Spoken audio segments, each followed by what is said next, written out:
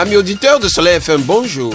Notre regard hebdomadaire sur le monde nous conduit ce week-end dans plusieurs pays du continent africain du 3e séminaire intergouvernemental franco-sénégalais tenu à Paris le 19 octobre dernier, en passant successivement par le boycott de l'élection présidentielle de jeudi dernier par l'opposition kenyane, le boulevard d'un règne éternel qui s'offre au président Pierre Nkurunziza à travers la nouvelle constitution adoptée au Burundi, la plainte d'une quinzaine d'organisations de la société civile à Bamako contre l'ancien président Sarkozy pour sa complicité supposée dans l'assassinat de Muammar Kadhafi, ainsi que les récents développements de la crise togolaise et le bilan après les 30 ans d'anniversaire de la mort de l'ex-président Thomas Sankara au Burkina Faso. Le menu est très bien garni ce week-end, mais nous irons également au-delà du continent africain si le temps le permet pour porter un regard sur le congrès du Parti communiste chinois et aux États-Unis pour analyser la décision récente des juges contre la volonté du président Donald Trump d'interdire l'entrée aux USA aux ressortissants de 7 pays musulmans, y compris le Tchad. Lamine Sissé, Noah Agbafa, Padonou sont au rendez-vous, Fernand Zonano à l'animation, René Tatou à la technique. Retrouvez-nous juste après le générique.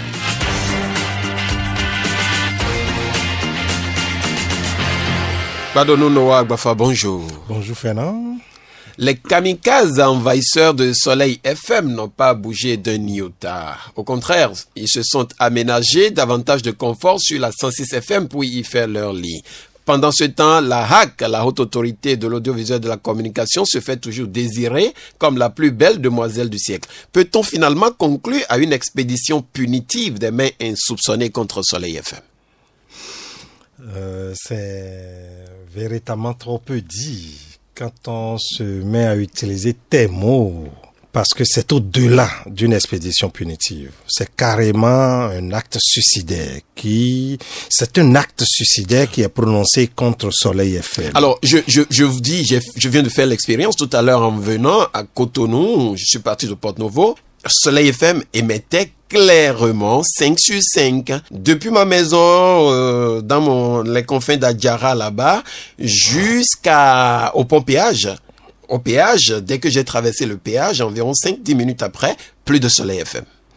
Comment peut-on expliquer que nous recevons clairement la radio à Porto-Novo, au-delà de Porto-Novo, et que juste là où nous devons la recevoir, effectivement, à l'entrée de Cotonou et au centre-ville de Cotonou, on ne l'a plus. Je vous l'avais dit la semaine dernière, les pirates visent beaucoup plus l'auditorat de Soleil FM à Cotonou. Il faut priver les ondes de Soleil FM de cet éditorat, que c'est ce grand auditorat que Cotonou. Donc c'est un peu ça la démarche. On se dit Soleil FM gêne, Soleil FM dit peut-être trop la vérité, Soleil FM ne se met pas sous les bottes, alors il faut l'empêcher, puisque Cotonou constitue beaucoup plus le métropole et c'est en réalité les influenceurs. Vous savez, dans le domaine de système d'information, nous parlons beaucoup plus d'influenceurs. C'est des gens qui plus facilement peuvent émettre des avis et quand ils émettent leurs avis, ces avis-là se répercutent plus facilement et n'importe qui est sidéré et peut être contaminé par cet avis. Vous constatez que c'est à Cotonou qu'il y a plus les leaders d'opinion, c'est à Cotonou qu'il y a plus les grogneurs, c'est à Cotonou que Soleil FM donne libre coup, donne la possibilité à n'importe qui de critiquer, de parler de ce qui est bien, de ce qui est mauvais. Alors il faut l'empêcher de le faire. Vous êtes en train de dire effectivement que Soleil FM n'est pas simplement une radio, mais également un outil de mobilisation. Exactement. C'est un instrument puissant de mobilisation de l'opinion publique. Et étant donné que Cotonou regorge donc de ces leaders d'opinion, il faut forcément empêcher la radio d'émettre à l'intérieur pour susciter la mobilisation pendant les périodes que nous voyons venir. Alors, je vais rapidement, Monsieur Lamine Sissé, votre radio, notre radio, j'allais dire, est prise en otage par des pirates. Et la HAC, la Haute Autorité de l'Audiovisuel et de la Communication, selon nos informations, voudrait attendre le retour de son président qui serait actuellement en mission avant d'agir. A-t-on vraiment besoin d'autant de Salam Alek échec pour restituer à une radio la plénitude de ses droits dans un pays comme le nôtre. Tout le monde qualifie quand même notre pays de modèle en matière de démocratie, d'expression plurielle, des libertés individuelles, d'association de presse.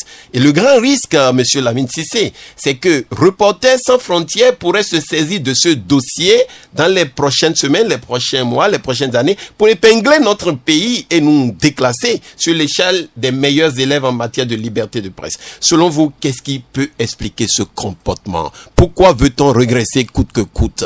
Vous savez, dans ce pays depuis 87, je me rappelle de Mathieu Kérékou qui disait, on lui disait n'importe quoi sur les presses, il n'y avait pas de réseaux sociaux aussi denses. Il disait laissez-les manger, c'est avec mon nom ils mangent. L'ironie, ça voudrait dire que le chef, en plus un démocrate à cette époque-là. Nous sommes aujourd'hui en 2017. On n'a pas de démocratie ou on n'a pas de chef démocrate. Je m'étonne que partout ailleurs en Afrique, les organes de l'État sont pris en otage par le pouvoir central qui les instrumentalise. C'est ce que nous constatons dans nos États. Et tant qu'il n'y a pas une liberté d'action des organes de l'État pour le peuple, je crois que ces choses-là vont se répéter. Parce qu'ici, il n'y a pas de débat à mener. La HAC est responsable. C'est lui qui doit éclairer l'opinion. C'est lui qui doit éclairer les autorités de la radio 106 FM pour leur dire voilà la situation. On ne devait pas être plongé dans un mutisme. Il doit avoir les moyens techniques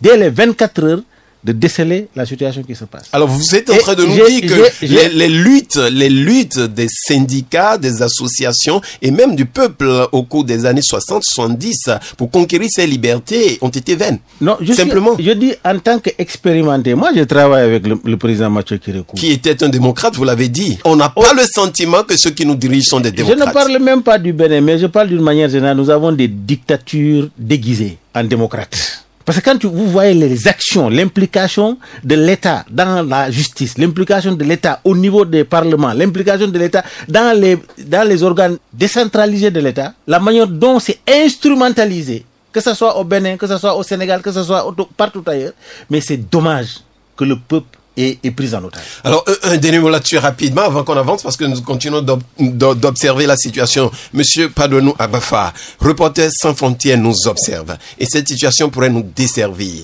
Alors, il y a longtemps que dans le classement de Reporters sans frontières qu'on n'est plus déjà leader. Il y a longtemps, ce n'est plus aujourd'hui. Nous régresserons certainement, assurément beaucoup plus, on se retrouvera beaucoup plus dans le trou. Mais lorsqu'on me dit qu'on attend le président de la HAC pour intervenir, qu'on me dise d'abord qu'on a pu identifier le pirate. D'abord, le premier élément. Parce que il est du devoir. Le Soleil FM n'est que locataire d'une fréquence. Et même s'il est absent, donc, il a quand même un exactement, un vice-président. D'accord? Donc, d'abord qu'on me dise, au prime abord, qu'on a pu d'abord intercepter celui qui émet, celui qui brouille les ondes de Soleil FM, d'abord. Et qu'après qu'on me dise maintenant qu'on attend le président, je poserai la question, et s'il y a un dossier urgent, est-ce qu'on attendra toujours le président? Est-ce que vous allez me dire que je vous ai posé la question la fois dernière? Est-ce qu'on me dira par exemple que moi, je peux me lever chez moi et prendre un émetteur, commencer par émettre, et que je peux faire 3 semaines et que la HAC ne serait pas venue m'interpeller? C'est là la question demeure. Est-ce qu'on me dira que je pourrais émettre? Ça veut dire qu'au Bénin, on peut avoir des radios, n'importe qui peut créer une radio similaire à celle de Mille Collines et travailler pendant 3 semaines, passer n'importe quelle information, susciter, passer des informations propagandistes, faire tout ce qu'il aurait voulu sans que la HAC n'intervienne pendant 3 semaines. Donc la question est là. On va observer et c'est sûr que l'avenir nous donnera raison si nous sommes vraiment dans une démocratie ou si nous sommes dans une autocratie ou une démocratie déguisée, comme le dit M. Lamine Cissé. Nous changeons rapidement de cap et nous allons à présent faire notre première escale au Kenya.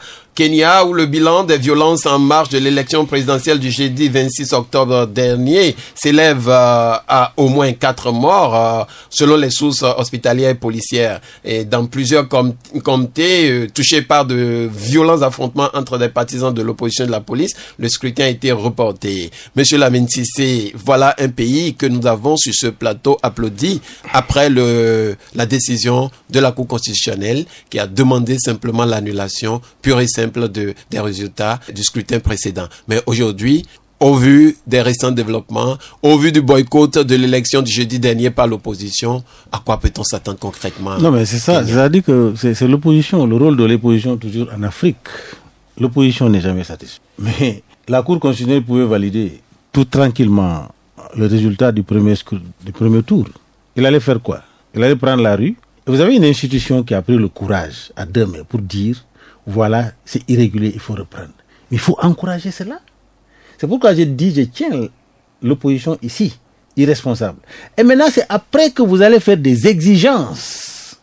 Alors que dans le processus d'élection, il y a la Sénat qui organise. Mais la Sénat n'a pas il ne peut pas avoir toute la latitude. C'est les éléments. Il peut éliminer les voix.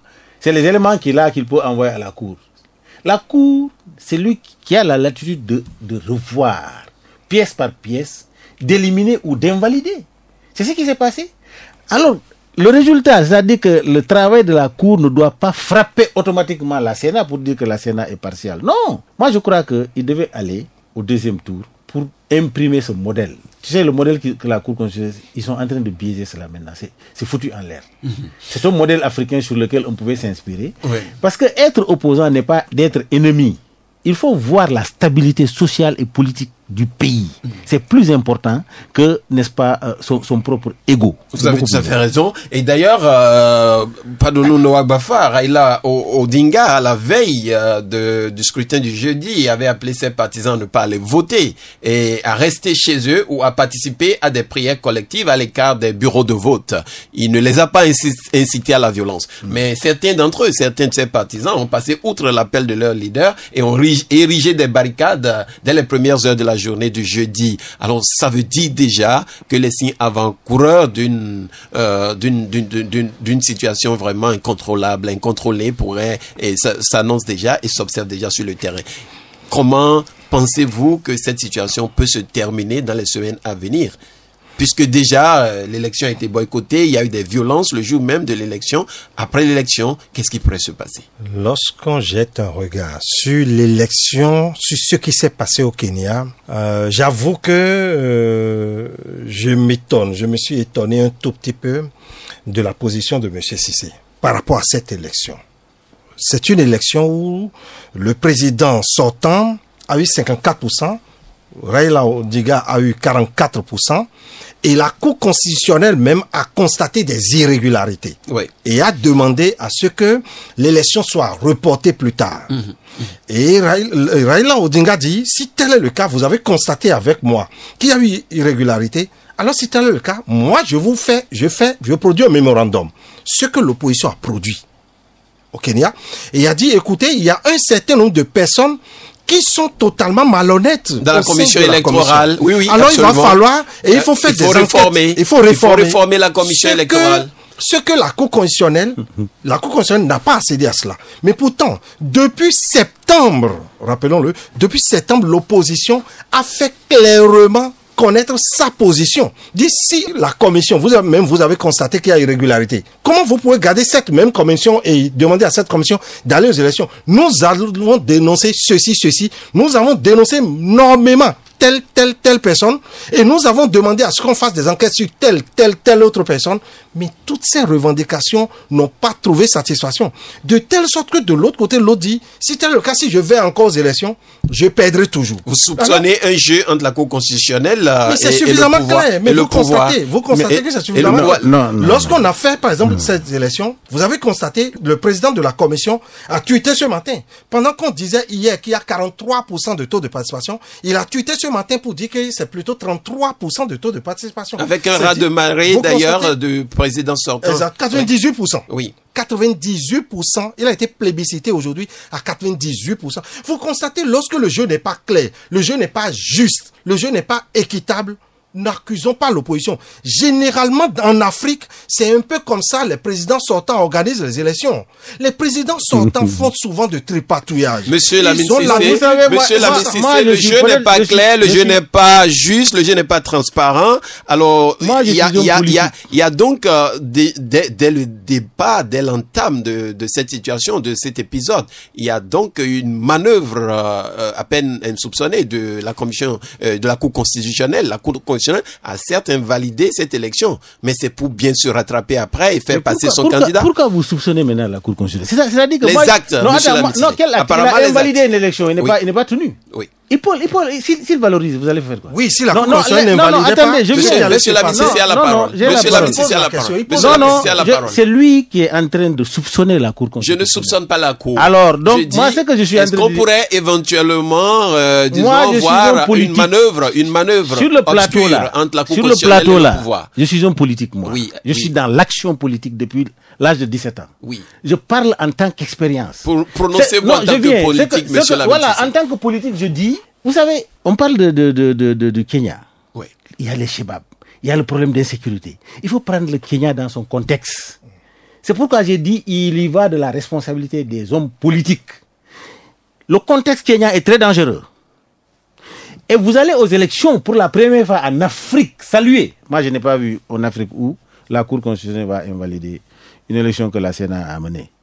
Ça peut être un jeu. Non, je dis le président. Mais pourquoi vous soupçonnez tout? Oui, mais analysons les faits, n'analysons pas ce qui est dans l'abstrait. Oui, analysons ce qui est concret. Le concret, c'est que la crédibilité, tout le monde a salué cela. Absolument. Mais restons dans ce cadre-là. Si on sort dans ce cadre-là, on est en train de faire de la politique politicienne.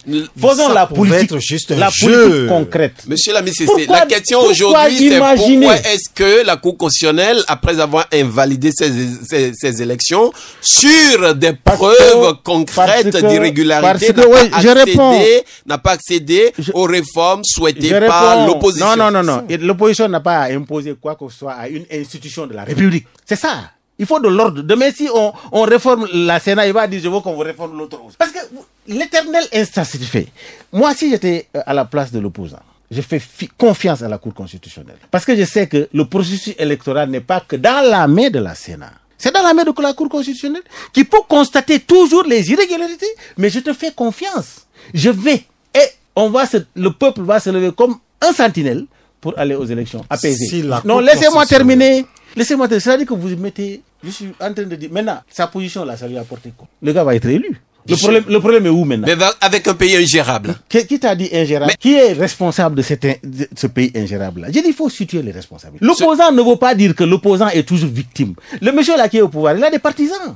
Il y a des institutions de la République qui sont en place. On a organisé les élections, j'ai fait des recours, on m'a donné satisfaction. Je dis, bon, maintenant, je suis content. Je fais confiance à la Cour constitutionnelle. Ah, la Cour constitutionnelle, votre intention, à mon humble avis, remplacer. S'il ne remplace pas, je dis, je vais à une élection apaisée. Un démocrate va à une élection apaisée. S'il y a des irrégularités, mais pose toujours les recours. Alors, dites-moi, monsieur Lamiti, comment pensez-vous qu'après, disons, ce scrutin boycotté par l'opposition et qui plébiscite un président 98% de suffrage exprimé, comment pensez-vous que ce président élu pourrait calmer son pays,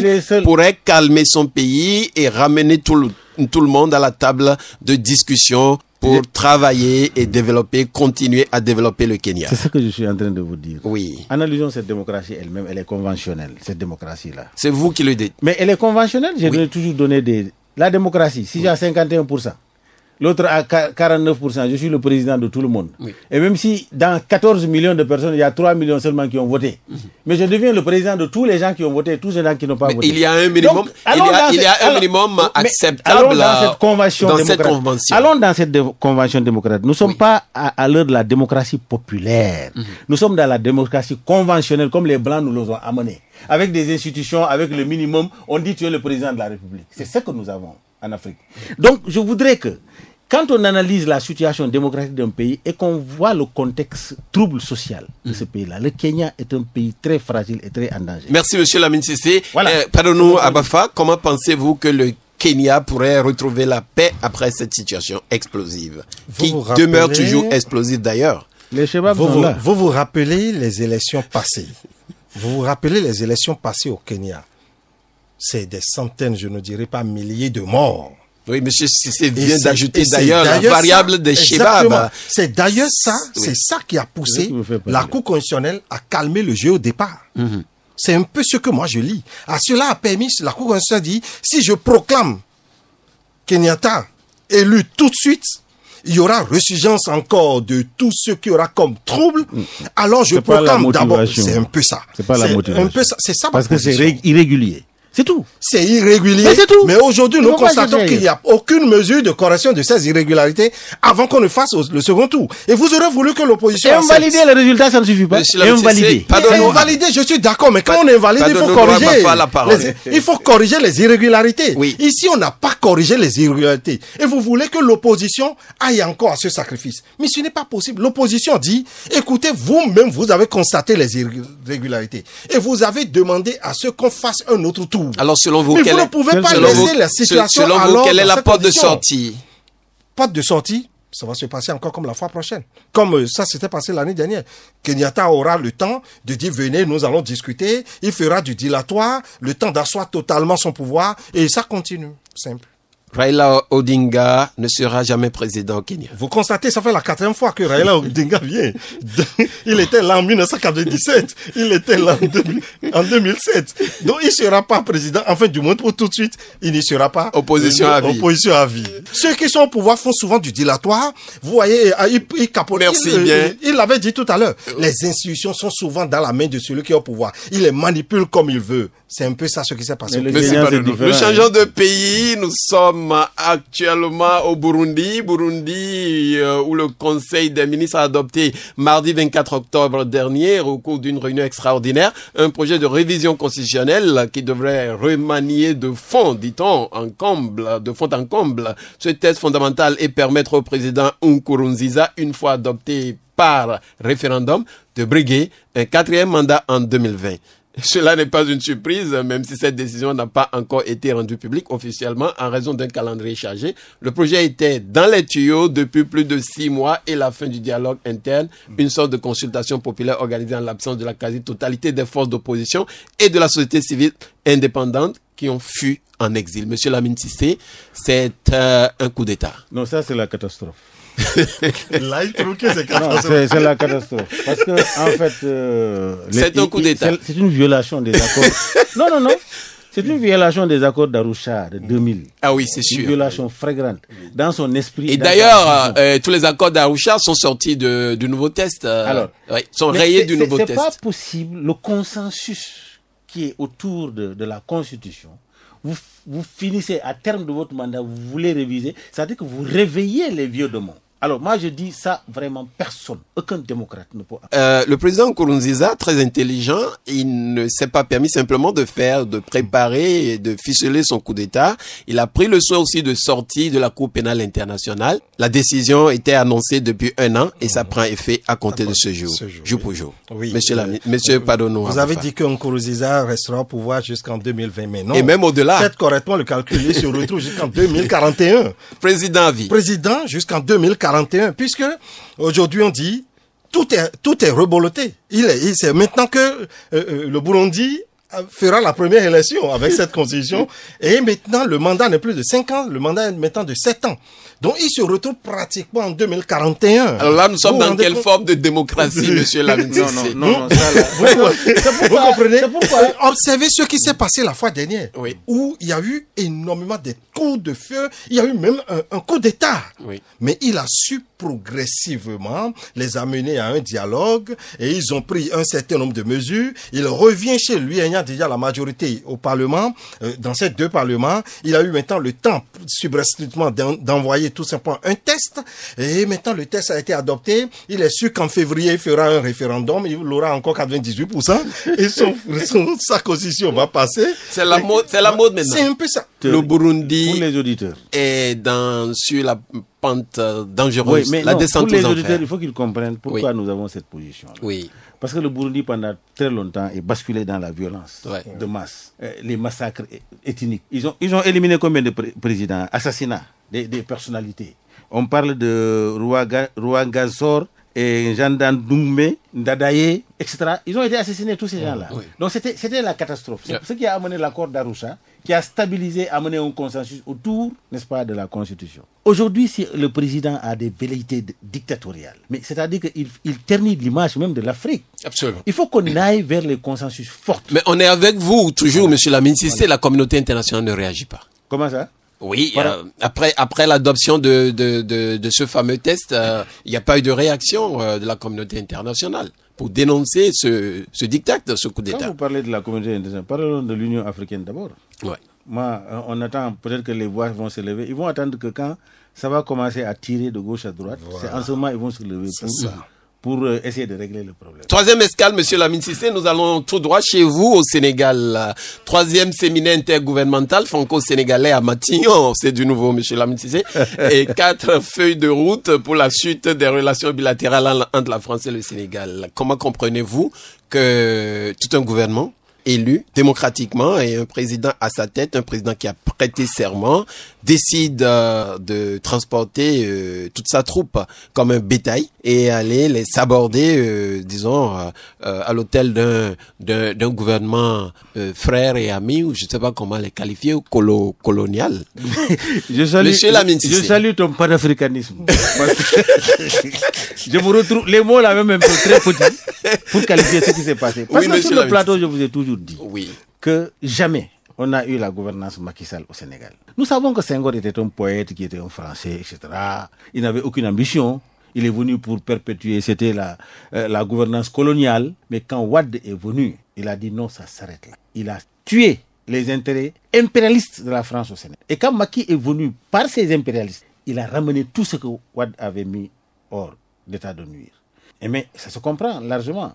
Parce que nous avons, en 2021, nous avons commencé à exploiter le pétrole et le gaz au Sénégal en quantité de qualité et en quantité suffisante. Comme notre pétrole Macky a signé des accords Total, etc., ils vont contrôler nos pétroles et nos gaz. Mais évidemment, le conseil des ministres conjoints là, c'est pour mieux nous cuisiner, pour mieux asseoir leur intérêt. Ça n'a aucun intérêt pour les Africains. Mais là, je vous prends au mot, Monsieur Lamine Cissé, parce que le gouvernement s'explique. Apparemment, le Sénégal accueille la plus importante communauté française d'Afrique subsaharienne. Et il est l'un des pays les plus proches partenaires de la France en Afrique au plan humain, politique et économique. Et il est notamment le premier partenaire des collectivités des régions en nombre de projets de coopération. Alors donc, ça peut se justifier. Ça peut se justifier. Au départ, je vais répondre à cela. Oui, allez-y. L'AOF, c'est où? L'Afrique occidentale française, la capitale. Oui. C'est Dakar? C'est sûr. C'est Dakar qui est le cerveau colonisateur des pays francophones. Donc cette relation, sur le plan administratif, sur le plan de la présence de la France au niveau des colonies, c'est Dakar qui jouait ce rôle-là. Mais ce rôle-là était purement administratif, etc., etc. Mais quoi qu'on dise, même à cette époque, jusqu'à récemment en 2000, les intérêts français au Sénégal se chiffraient à 3 000 milliards par an. 3 000 milliards par an, je vous dis. Et surtout maintenant qu'on a du pétrole. Qu'est-ce qu'il faut faire? C'est un Gabon bis. Monsieur Pardonneau, qu'on doit avoir pardonneau. Est-ce qu'on peut qualifier, est-ce que, disons, la situation est déjà suffisamment grave pour qu'on qualifie ce qui s'est passé, ce qui se passe, où tout un gouvernement élu démocratiquement dans un pays africain se déplace sur injonction de son président qui a prêté lui-même serment pour aller se saborder et s'asseoir chez l'autre et sous la coupe de l'autre pour faire tenir un conseil des ministres. Est-ce qu'on peut qualifier ça de parjure? Vous avez dit tout un gouvernement. Relativisons, c'est 13 ministres. D'accord? C'est pas tout le gouvernement. C'est la majorité quand même. Voilà. Pas des moyens. Oui, mais c'est la majorité. Les plus importants. Oui. Voilà. Donc, conduits par le Premier ministre. Oui. Qui se sont retrouvés là-bas. Et quand ils se sont retrouvés là-bas, il y a eu énormément d'arguments. C'est un peu comme le Bénin l'a fait sous le président Boni Yayi, où on a amené un certain nombre de ministres en France pour rechercher le financement pour nos projets. Avec Vuvuzela. Et qui a accouché d'une souris. Je n'ai pas les chiffres, donc. Non, mais il y a une différence. Mais de l'autre côté, lorsque vous voyez ici, le communiqué du gouvernement dit que le dossier, lorsqu'ils se sont retrouvés là-bas, qu'il y a eu 4 feuilles de route. D'accord? 4 feuilles de route qui serviront surtout de guide dans les relations bilatérales et dans les années à venir, et que ce sont la mobilité, donc les Sénégalais qui iront de l'autre côté, c'est l'accélération de l'émergence du Sénégal, c'est la mise en place de nouvelles initiatives en matière de santé, de l'éducation et de l'enseignement supérieur, et c'est le traitement en commun des questions régionales de sécurité. Dans tout ce que nous avons dit là. Oui. Dites-moi si la France vous a dit où est son intérêt. Non, mais. Non, j'ai dit de me dire si la France a dit quelque part où est son intérêt. Mais si la France n'a aucun intérêt, comment la France peut accueillir alors des Sénégalais, des mini-Sénégalais chez lui? C'est pour ses beaux yeux. Dites-moi si c'est seulement pour les beaux yeux de la France que la France va accueillir et discuter de comment les Sénégalais peuvent venir que des Sénégalais peuvent venir en France, comment les Sénégalais peuvent être bien instruits, comment ils peuvent avoir une bonne santé. Vous avez jamais vu ça? Alors dites-nous, puisque vous êtes plus inspiré. Mais vous comprenez que je n'ai pas de mots pour qualifier ce qui se passe. Tout un gouvernement se déplace. C'est une honte. Mais si c'était que là, mais c'est pas possible. Mais pourquoi les autres ne quittent pas leur pays? Parce que lorsqu'ils sont allés là-bas, les Sénégalais ont mangé. Les Sénégalais, c'est seulement 13 personnes, vous avez dit, mais tous ceux qui les ont suivis. Ah ouais. Ils ont donné des pouvoirs. Ils ont donné des pouvoirs dans les bars et les buvettes. Exactement. Mais tous ceux qu'ils ont distribués là-bas. Mais pourquoi la France n'organise jamais quelque chose et déplace son gouvernement vers l'Afrique? Ouais.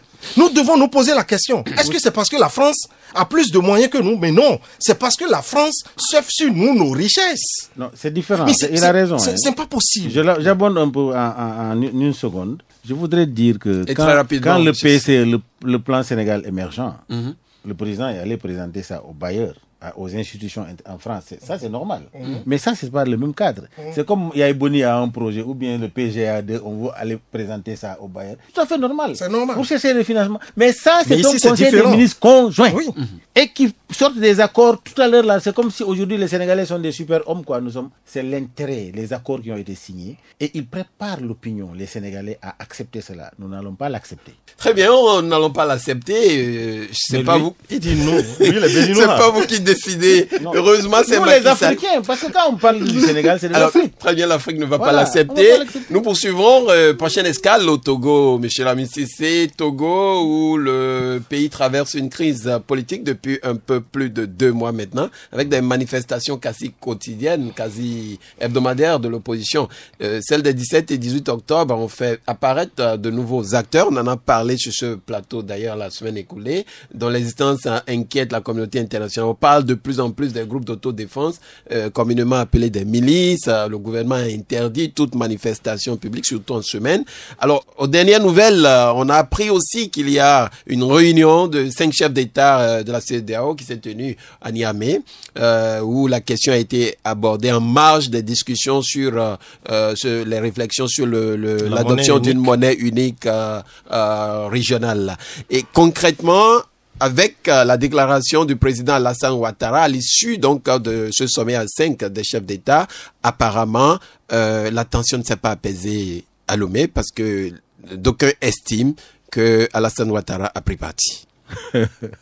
C'est justement ça, parce que vous avez dit en marge. Oui. Quand vous dites en marge, c'est que le sommet ne s'est pas fait sur le Togo. C'est ça. Donc, sur le plan de la diplomatie et sur le plan, ça peut se faire que comme ça. C'est-à-dire que si c'était un sommet qui était organisé sur le Togo, on allait dire, ça devait être plus élargi, ou bien, après avoir rencontré Faure, il devait venir rencontrer l'opposition. Et ensuite faire une déclaration après. OK? Mais ça, c'est un sommet qui est sur le CFA. Et en marge du sommet, les deux chefs d'État se sont rencontrés. Alassane Ouattara a dit quelque chose de très clair. Il dit que la CEDEAO existe parce que le Togo a voulu que ça existe. C'est Gnassingbé et Adema qui est à la base de la création de la CEDEAO avec Yakubu Gowon. OK? À ce titre, aujourd'hui, c'est le Togo qui est à la présence de la conférence des chefs d'État. Tout ce que Alassane Ouattara a dit, ça concerne les deux parties. Il dit de part et d'autre, il faut qu'on cesse les violences de part et d'autre.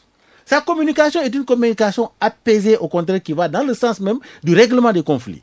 Alors, moi, c'est ma position. J'ai dit, ma position, elle est que les deux, l'opposition et le pouvoir, s'assoient sur la table. C'est les Togolais, tous, tant qu'ils sont. Ils s'assoient sur la table pour définir. Mais tant que l'opposition n'acceptera pas de s'asseoir sur la table, sa revendication, il va faire ça dans la rue.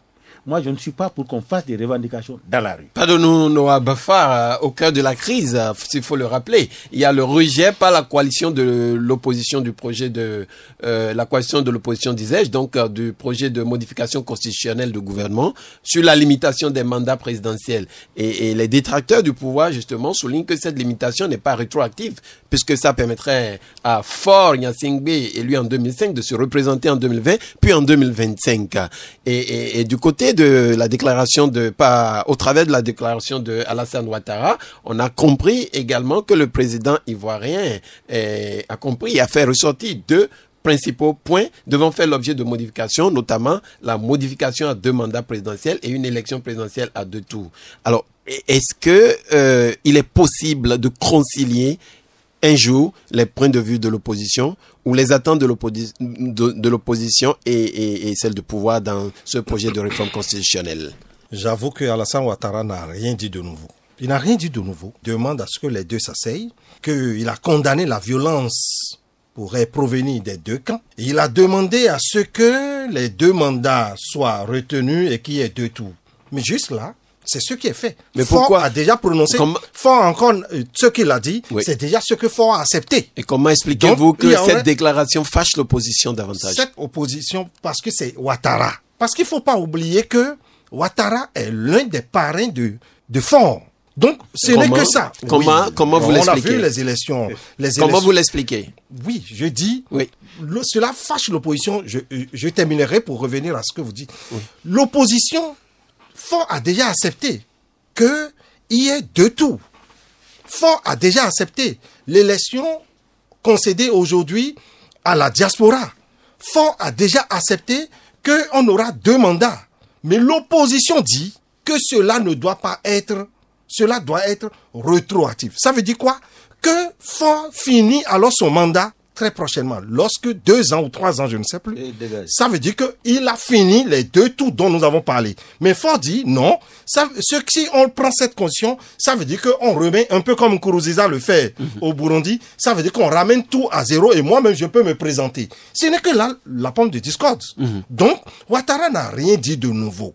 Et pourquoi cela fâche l'opposition? C'est tout simplement parce que cela est sorti de la bouche de Ouattara, qu'on sait que c'est correctement lui qui active le feu, qui soutient correctement. Faure. Ce n'est que pour ça que cela fâche, sinon il n'a rien dit de nouveau.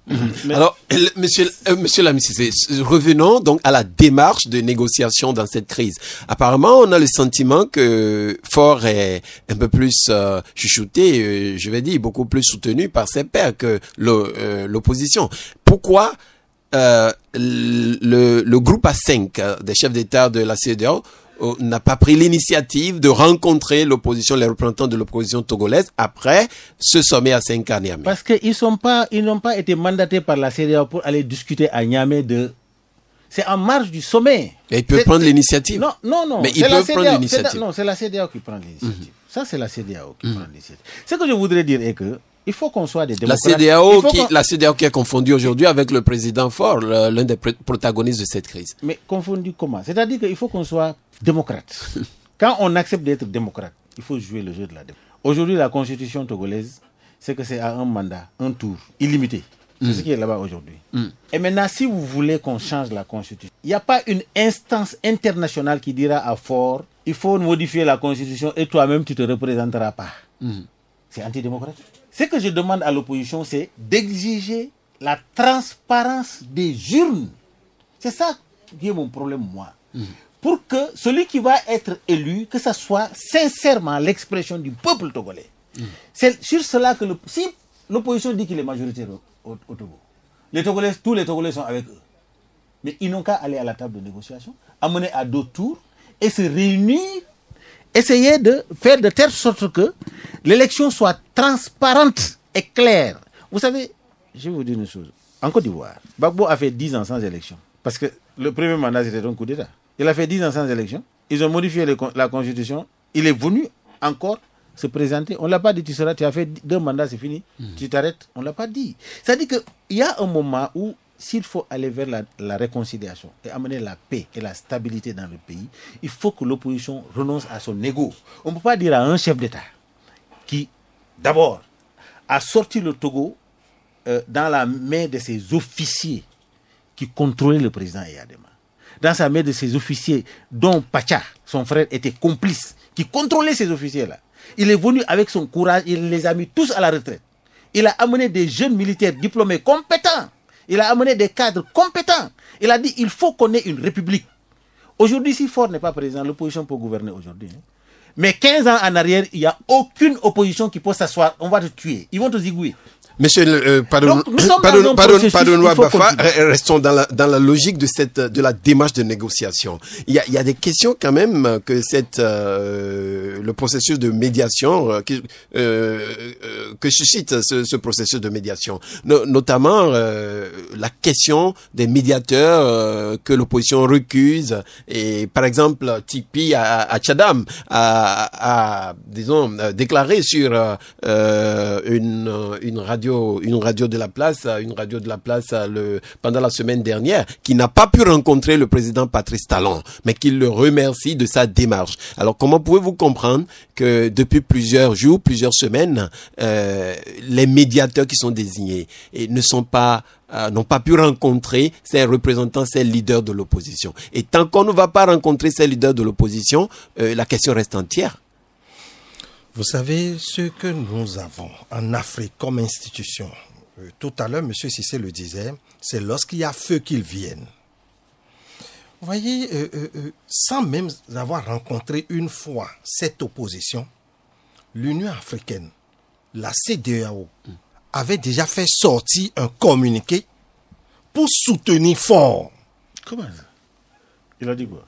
Avait déjà fait sortir un communiqué pour demander à l'opposition de suspendre les grèves, de faire ceci, de faire ça. C'est une façon de soutenir fort, vous croyez? Non, le communiqué a circulé partout. Tout le monde a lu. Oui, mais vous croyez que c'est une façon de soutenir fort? C'était suffisamment dit. C'était clairement dit.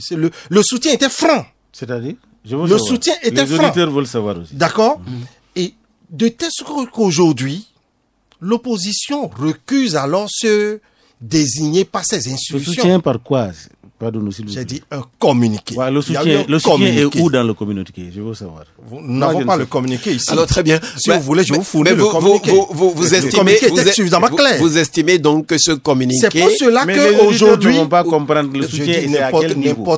Vous estimez que ce communiqué n'a pas facilité les choses aux médiateurs? Exactement. C'est pour cela qu'aujourd'hui, il est difficile. C'est pour cela que vous avez constaté que Tikpi Tchadam a demandé même à ce que tout ce qu'on a retenu. Je suis en train d'analyser une situation. Oui, je ne soutiens pas un camp. J'essaie d'expliquer une situation. C'est pour cela que Tikpi Tchadam a été même jusqu'à demander à ce que ce soit leur métropole qui vienne régler le problème.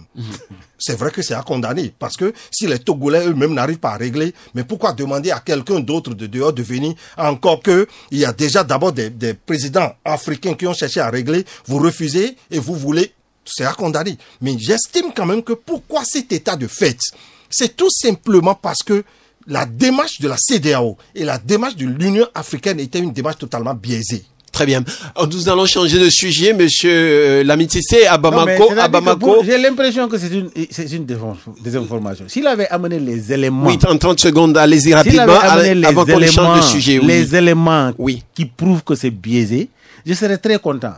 Mais ce que l'Union africaine a dit, et les instances ont dit, c'est très clair. C'est d'accepter d'aller à la négociation et de changer la constitution, de ramener à 1992, la constitution de 1992, qui est à 2 mandats. Mais eux, ils ne peuvent pas soutenir à ce que la revendication du peuple de dire il n'a qu'à écouter ce mandat et dégager. C'est-à-dire que si ça fait jurisprudence, je viens. C'est-à-dire qu'on ne peut pas soutenir ce qui n'est pas soutenable.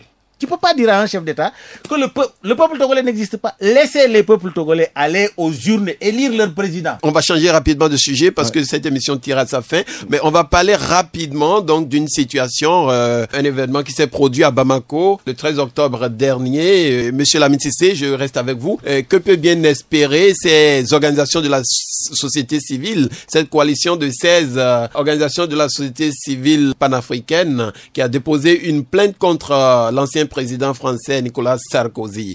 Que peut-elle concrètement espérer de cette plainte devant le tribunal pénal international? Que je salue très bien. Seulement, ils sont allés devant le tribunal pénal parce que c'est des actes criminels qui ont été posés. Aujourd'hui, on est en train de traiter le fils d'un président guinéen équatorienne en France. Parce que tout simplement, il a amené les fonds là-bas. Mais ils n'ont pas amené les commanditaires de la dilapidation des fonds africaines, qui sont la France et les autres puissances. Ils ne les ont pas amenés pour leur dire, depuis la colonisation jusqu'à présent, combien vous avez extorqué des fonds africains. Maintenant, je suis d'accord avec, il faut déjà frapper dans l'esprit des gens. Parce qu'on ne peut pas, un chef d'État, quoi qu'il soit, ne peut pas poser des actes criminels et aller s'asseoir tranquillement. Sarkozy, avec ses complices, ils ont comme ambition et objectif de tuer Kadhafi, ils l'ont fait. Ils ont tué un chef d'État africain sous les regards des Africains et avec les implications jusqu'au Mali. Jusqu'à présent, les gens sont en train de perdre leur vie à cause des actes qu'ils ont posés. C'est des actes criminels qu'il faut amener au CPI. Alors, c'est nos Africains qui amènent, nos chefs d'État qui amènent au CPI. Ils n'ont qu'à amener Sarkozy au CPI pour lui dire que... Parce que c'est très justifiable. Leur action est très justifiable. Sarkozy et ses complices doivent se mettre au banc des actes. Le Burkina donc célébrait le 30e anniversaire de l'assassinat de Thomas Sankara. Il nous a laissé un héritage. Malheureusement, cet héritage, la jeune génération ne le maîtrise pas trop. Qu'est-ce que vous pouvez nous dire très rapidement sur l'héritage de Thomas Sankara aujourd'hui? Puisqu'au moment où nous, en Afrique, nous ne le célébrons pas. Vous savez, Thomas Sankara était un panafricain. Il était sous la trace des William Du Bois. Il est sous la trace de Kwame Nkrumah, sous la trace de Sékou Touré, etc. C'est des panafricains qui vont réunir l'Afrique pour que l'Afrique se libère, n'est-ce pas, de cet esclavage. C'est ça son combat. Et il a mené sur le terrain, il a créé la fondation du développement économique du Burkina Faso en faisant la révolution culturelle. Merci, M. Pardonneau. Thomas Sankara, c'est un héritage à perpétuer. C'est un héritage à perpétuer. À valoriser. C'est un héritage à divulguer. C'est un héritage à faire connaître aujourd'hui de la jeune génération. C'est ça le combat de l'Africain. C'est ça le combat du panafricain. Vous savez, l'Afrique, tant qu'on ne va pas adopter les démarches, les réflexions de Thomas Sankara, nous allons rester tout le temps sous domination. Dites-nous en très peu de mots, qu'est-ce que vous pouvez faire ressortir comme élément à valoriser dans l'héritage de Thomas Sankara? Thomas Sankara, c'est d'abord la sobriété. Oui. Vous êtes pauvre et vous voulez vivre riche. Vous êtes pauvre, vous voulez dépenser comme un riche. Non, tout le monde conduit alors les véhicules aussi bas. C'est ça Thomas Sankara. Thomas Sankara, c'est aujourd'hui l'habit que tout le monde reconnaît. Je me rappelle plus très bien son nom, mais l'habit burkinabé que tout le monde reconnaît. Alors de telle sorte que le coton cultivé au Burkina est resté au Burkina. Consommons local. Consommons ce que nous produisons. Plutôt que de vendre tout ce que nous produisons et d'aller acheter plutôt ce que les autres produisent. Mais consommons plutôt ce que nous produisons. Consommons et cultivons même ce que nous produisons. Pourquoi l'a-t-on tué pour constater 30 ans après que c'était une perte? Ceux qui l'ont tué n'ont jamais constaté que c'est une perte. Oui. Donc comprenez ça, c'est plutôt nous autres pour qui il était un modèle que constatons et qui continuons toujours de marteler que c'est une perte. Mais ceux qui l'ont tué de l'autre côté continuent toujours de venir vassaliser l'Afrique. Merci beaucoup. On quitte le continent et en 2 minutes, nous allons parler rapidement de 2 sujets. Monsieur Lamississé, 1 minute par sujet, le congrès du Parti communiste chinois. C'est quand même un sujet intéressant qui vous passionne. Ouais. Xi Jinping. C'est ton nom, hein? Il est venu au pouvoir en 2012. Hein. Oui. Il a 64 ans. Et vous savez, c'est le 19e congrès du Parti communiste chinois. C'est le parti État. Oui. Vous savez, ils ont réuni près de 2285 délégués. 2285 délégués qui sont réunis, qui représentent 81 millions n'est-ce pas, de membres. Donc c'est une puissance. C'est une puissance, vous savez, depuis 1921 à 1976, la Chine a fait une révolution qui a massacré, qui a éliminé, c'était tumultueux, c'était un combat très dur. Mais avec l'avènement, la mort de Mao Zedong et l'avènement de Deng Xiaoping, c'est Deng Xiaoping qui a amené des réformes économiques qui ont amené la Chine à arriver. Oui, malheureusement, on n'a pas beaucoup de temps pour aller dans les détails de ce sujet. Voilà. Oui, je voudrais justement savoir quelles mesures pour l'équilibre économique et social du monde propose aujourd'hui la Chine le modèle et le de Parti coopération communiste chinois. Oui. Avec le tiers-monde, le reste du monde, est différent du modèle de coopération de l'Occident. L'Occident vient en impérialiste. Le Chinois ne vient pas en impérialiste. Le Chinois vient en partenariat gagnant-gagnant. C'est pourquoi ils ont créé les BRICS, avec le Brésil, la Chine, n'est-ce pas, l'Inde, etc. L'Afrique pour du créer Sud. une autre pôle économique qui permet, n'est-ce pas, un modèle de développement qui est différent. C'est pourquoi la Chine est en train de dire d'ici 2050, ils veulent être la première puissance mondiale pour impulser l'équilibre économique du monde. Merci, monsieur Lamitissé. Les juges ont accusé apparemment Donald Trump. Donald Trump? En un mot. Non, mais Trump, il va à l'encontre de toutes les conventions du monde. Lui, il est contre tout le monde, tous les principes qui régissent l'existence de ce monde-là. Donc, il n'est pas étonnant que ce monsieur-là, il est isolé. Est-ce que vous êtes surpris que sa décision ait été rejetée une nouvelle fois par les juges, sa décision d'interdire l'entrée aux États-Unis à 7 pays musulmans dans le Tchad? Heureusement qu'il y a le Parlement et le Sénat de l'autre côté pour empêcher Trump de tromper le monde. Très bien, merci beaucoup. Ce sera tout pour l'émission de ce week-end. Merci de nous avoir suivis. Retrouvez-nous samedi prochain, même heure, même fréquence.